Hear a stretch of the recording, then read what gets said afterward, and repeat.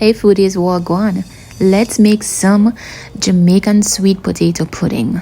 We're gonna get started with some yellow belly sweet potato. We're going to grate it. Make sure you don't grate off your finger them. Add yam as well. Add some spices. We got vanilla. We got nutmeg. We added some rose water and a bunch of other spices in there. And then we gonna stir it up really good. And then we're gonna pour those into some pans.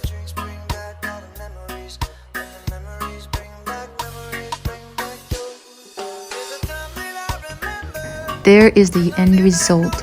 Look at that slice. Wet up nice. Raisin in there. I took a whole bite. I eat off the whole thing. I'm joking. I left some just for you. There you go. Jamaican sweet potato pudding. Yum, really good. No lie.